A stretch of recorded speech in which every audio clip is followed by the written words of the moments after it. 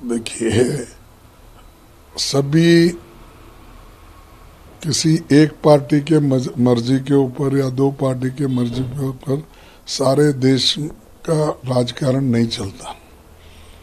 और खास करके इस वक्त जब आरएसएस और बीजेपी अपने उसूलों को लेकर समाज को तोड़ने का जो काम कर रही है, समाज में अशांति फैलाने की जो काम कर रही है, हर ऑटोनमस बॉडी को तोड़ने का, इंटरफेयर करने का, उसको कमजोर करने का जो सिलसिला चला है और संविधान के दायरे में कोई काम नहीं हो रहे, संविधान के खिलाफ, संविधान के उसूलों के खिलाफ आज जो एक मुहिम मोदी सरकार कर रही है और संविधान को ही उन्होंने खतरे में डाला है और लोकतंत्र को भी खतरे में डाला है और कोई अपनी बात ठीक ढंग से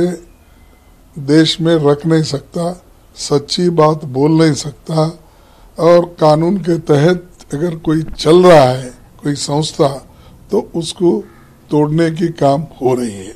जब ये चीजें हो रही है, कम से कम ऑल सेक्युलर पार्टीज एक होकर लड़ना चाहिए और उसके लिए हमारी पार्टी तैयार है। हम ये चाहते हैं कि हर जगह ऐसा गठबंधन दो कि एक दूसरे का रेस्पेक्ट करें। अपनी अपनी ताकत हर जगह बहुत हो सकती है, लेकिन कर्नाटक का एक ही उदाहरण काफी है। यहाँ पर 2/3 यानी सम्मिश्र सरकार में मेजॉरिटी रहते हुए भी वो जेडीएस को यहाँ पर इम्पोर्टेंट यानी चीफ मिनिस्टर दी गई, इम्पोर्टेंट पोर्टफोलियो दिए गए, क्योंकि इसको सेक्युलर उसूलों को हम बचाने के लिए, मजबूत करने के लिए यहाँ पर बहुत से चीज़ों में डिफरेंस ऑफ ओपिनियन होते हुए भी और लोग एक दूसरे से नाराज होते हुए भी इसको चलाने के लिए राहुल गांधी जी, सोनिया गांधी जी पूरी कोशिश कर रहे हैं और हमारे लोकल लीडर्स भी जो हैं, सिद्धरामैया जी हो और परमेश्वर हो, दिनेश गुंडराव हो और एच.के. पाटिल हो, शिव कुमार, ऐसे सभी लोग अपनी कोशिश में है कि पार्टी को एक जगह रख के इसको चलाओ। तब ये स्थिति यहाँ पर है, वैसा स्थिति दूसरे जगह भी उनका हो सकता है, लेकिन अगर हम उस एक सरकार जो देश में, समाज में फूट डालने की कोशिश कर रही है, अभी मैंने कहा कि जैसे संस्थाओं को खराब, तो उसके खिलाफ तो हम एक होकर ठहरना चाहिए। तो उसमें गिव एंड टेक होना, रेस्पेक्टेबल, एक न्यायपूर्ण एक डिसीजन होना, तो उसके लिए शायद अभी टाइम है, आगे क्या होगा देखेंगे। मिलके हम ये कोशिश करेंगे कि देश को अखंडता और उसकी एकता और संविधान और लोकतंत्र को बचाने की कोशिश में हम लगे हुए हैं, उसके लिए हम पूरा कोशिश करेंगे। सर, पैनल ऑनर फॉर वीवीएसटी, देखिए एक बहुत बड़ा मुद्दा है ये और फिर से सरकार गलती की है। मोदी सरकार जी ने पहले तो एक गलती की कि मीटिंग बुलाए बगैर डायरेक्टर को हटाया गया और मीटिंग बुलाने के बाद भी जो कागजात कमेटी के सामने रखना था वो नहीं रखी गई। सिर्फ सीबीसी के रिपोर्ट के ऊपर उन्होंने एक्शन लिया। मैं ये पूछना चाहता हूं, जब मैं ये डिमांड भी किया कमेटी में कि इसमें पटनायक साहब का रिपोर्ट नहीं है, इसमें आलोक वर्मा को बुलाइए, वो क्या कहते हैं, तब ये बात आ गई कि सीवीसी में सब रिपोर्ट में है, तो सीवीसी का रिपोर्ट पढ़ के भी हम गए थे, उसमें जो मुद्दे हैं वो भी वहां उठाए थे, और उठाने के बाद भी फिर भी उनको वहां से हटाने का प्रक्रिया चला है। हम किसी के फेवर में नहीं हैं, हम ये चाहते हैं कि जो उसूल हमने बनाए ले,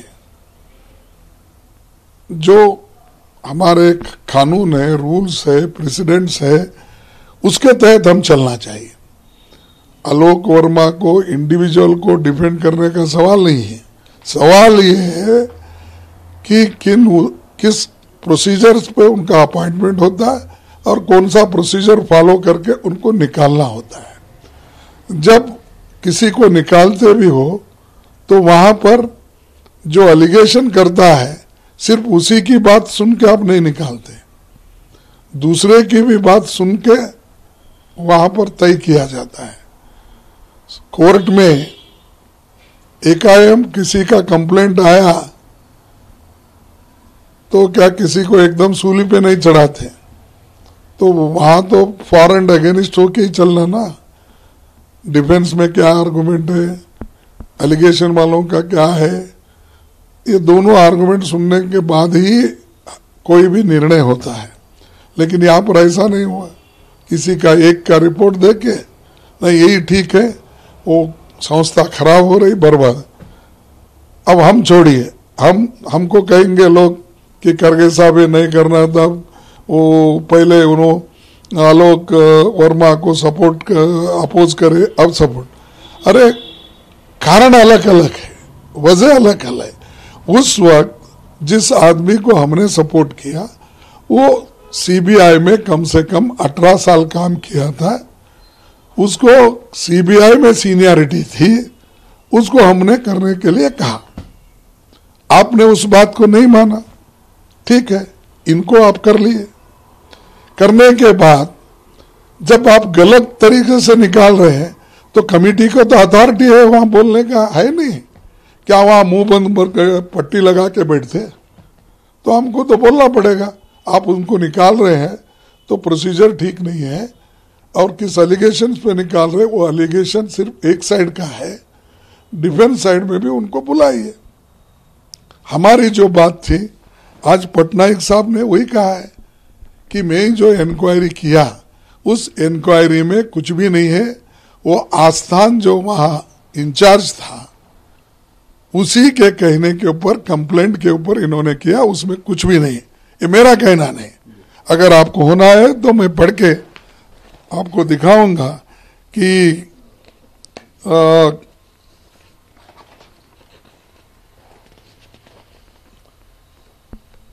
देखिए, justice Patnaik told Indian express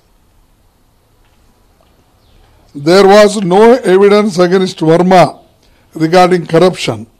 The entire inquiry was held on CBI Special Director Rakesh Asthana's complaint. I have said in my report that none of the findings in the CBC report are mine. यानी CBC में भी इनकी report को वहां पर अहमियत नहीं दी गई। और आगे भी उन्होंने ये कहा कि जस्टिस पटनायक जी ने ये कहा कि CBC forwarded to me a statement dated 9/11/2018 purportedly signed by Sri Rakesh Asthana. I may clarify that this statement purportedly signed by Sri Rakesh Asthana was not made in my presence. फिर तीसरी बात यह है कि the supreme court entrusted me, उनका कहना है, with the responsibility of supervising, so I ensured my presence, the SANA evidence, etc., and I ensured that principles of natural justice were applied. हम भी यही कह रहे थे, principles of natural justice apply करना चाहिए, उसको बुलाना चाहिए, उसकी सुनवाई होना चाहिए। उसके बाद अगर वो गलती किया है तो निकाल दो। उसके लिए कमेटी और गवर्नमेंट और अपोजिशन डिफेंड करने के लिए बैठी है। हम तो रूल्स के मुताबिक, और मेरा कहना, ये भी पटनायक साहब भी यही कर रहे, और उन्होंने आगे ये भी कहा, Verma had access to all the documents and got a personal hearing. The inquiry was completed in 14 days. It was all done. Thereafter, it was for the Supreme Court to decide. The report was 50 pages, but there were 1000 pages of annexers, he said. यानी इनका 50 page है, annexure 100 page, 1000 page के annexure उसको लगाए। तो क्या इससे क्या, अब हमको भी पटनायक का रिपोर्ट नहीं दिए। मैंने तो पूछा, हालांकि वो उनके डिटेल प्रोसीडिंग्स में आना चाहिए। आलोक को बुलाने की बात हमने की, और उसके अलावा डिसेंट नोट अलग दिया हमने। ये दोनों बातें भी वहां कही, उसके अलावा ये भी दिया। लेकिन आज हमने जो कहा वही सच निकला। तो इसीलिए मोदी जी को, मोदी के गवर्नमेंट को कोई नैतिक अधिकार नहीं है। उन्होंने गलत कर रहे, इंस्टीट्यूशन को डिस्ट्रॉय कर रहे, और दूसरी गलती और भी की है। एक तरफ एक गलती, दूसरी तरफ क्या गलती की है कि जो इंटीरियम नागेश्वर राव को डायरेक्टर चार्ज दिए, वो भी कमेटी को पूछा नहीं गया, और वो एलिजिबल भी नहीं है। ठीक है, आप अपने आदमी को बिठाना चाहते हैं ना, कमेटी करके बिठाओ, तो उनको वो भी अधिकार नहीं। तो वो भी गलती कमेटी के सामने ने, सिकरी साहब भी थे, मैं भी था, तो इसकी जिक्र नहीं आई, फलाना फलाना को हम चार्ज दे रहे हैं। तो ये क्या चीजें हैं, मैं क्योंकि जुडिशियल वालों को इसमें नहीं लेना चाहते, वो सब अबो, ये हमारे पॉलिटिक्स है और उनसे कोई हमारी शिकायत नहीं है, वो उनका अपना काम करते हैं। लेकिन ये जो आज क्लियर कट रिपोर्ट, वो खुद ही पटनायक साहब अपना रिपोर्ट जो दिए इंक्वायरी का, वही कह रहे हैं। तो मैं किसी को डिफेंड करने की आवश्यकता नहीं है। मैं सिर्फ कानून का डिफेंस करता हूँ, रूल्स का डिफेंस करता हूँ, और जो सही रास्ते पे चलने का है, दिल्ली स्पेशल पुलिस एक्ट के तहत सीबीआई की जो अपॉइंटमेंट होती है, निकालने के तरीके भी होते हैं, उसके बारे में मैं कह रहा हूँ। देखिए, मोदी जी ये बोल बोल के, 100 बार बोल के, झूठ बोल के ही हुकूमत में आए, और वही बोलना पड़ता है उनको। वो अच्छी बात हमारी कही नहीं सकते। आज जो हर एक के हाथ में टेलीफोन है, 1 पैसे में कॉल फॉर होता है, क्या ये उनकी देन है? और 2G स्पेक्ट्रम की आप बात कर रहे हैं, ये तो जो जिसके खिलाफ था वो तो लड़ा और इनोसेंट बोल के निकला। हम वो डिफेंस नहीं ले रहे।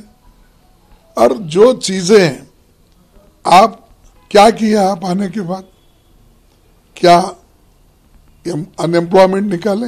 एम्प्लॉयमेंट 2 करोड़ लोगों को नौकरी देने का वायदा किए थे, किया? क्या आपने इरिगेशन बढ़ाया? क्या आपने किसानों को दाम जो दुप्पट देने का आपने बात किया था, कॉस्ट प्लस 50% किया? क्या आपने नरेगा जैसे योजनाओं को पैसे देने का, रिलीज करने का काम किया? अरे कम से कम पूरे देश में अब 20-25 हजार करोड़ रुपए इनका बकाया है। ये क्या गरीबों की बात करते हैं?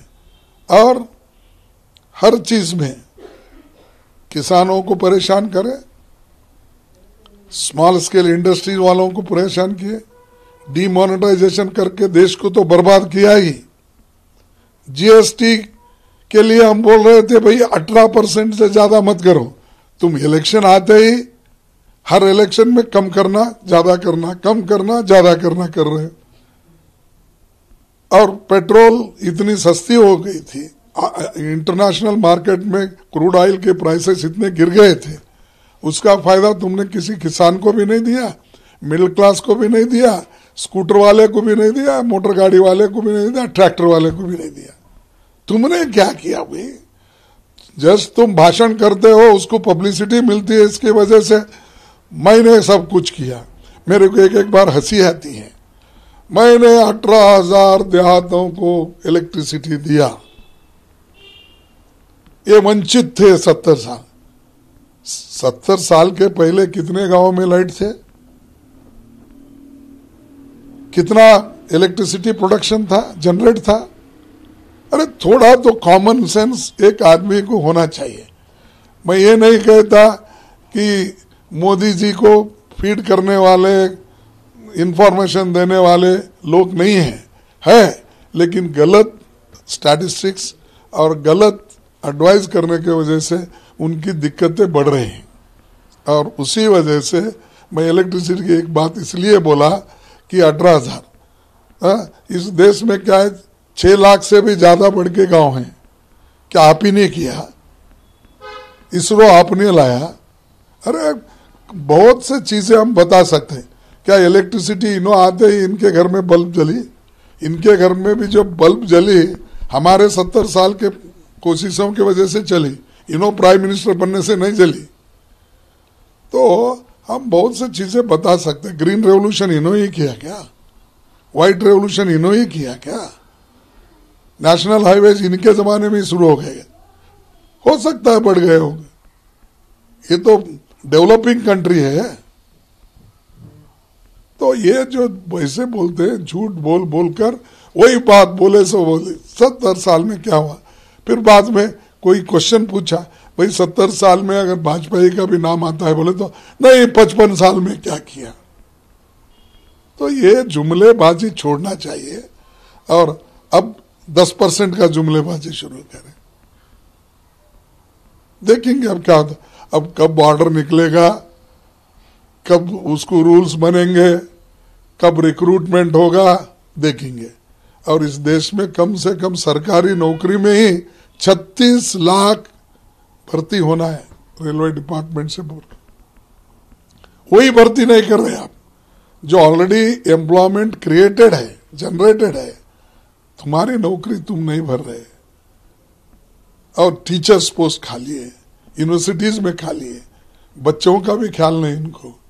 सब पॉलिटिक्स, 24 आवर्स पॉलिटिक्स, 24/7। तो इससे देश नहीं बढ़ता।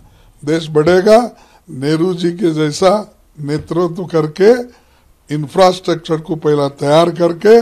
आज जो इंजीनियर्स, डॉक्टर्स, IIMT मैनेजमेंट के बच्चे जो तैयार हो गए, और वो बच्चे जो पूरे देश और विदेश में फैले, उससे देश बढ़ रहा है, इनके भाषणों से नहीं। अरे ये देखो, पंडित जवाहरलाल नेहरू जी को ही सबने मिलके बनाया, क्योंकि वो काम जरूरत थी उनकी, और उन्हीं के वजह से देश आगे बढ़ा। पंचवार्षिक योजनाएं आई, और उसी कैबिनेट में मोरारजी देसाई जैसे लोग भी थे, वल्लभ भाई पटेल जैसे भी थे। उन्होंने उनके ऊपर कोई उंगली नहीं उठाई, और इन्हों गुजरात से आकर उनके ऊपर उंगली उठाते हैं। ये क्या बात?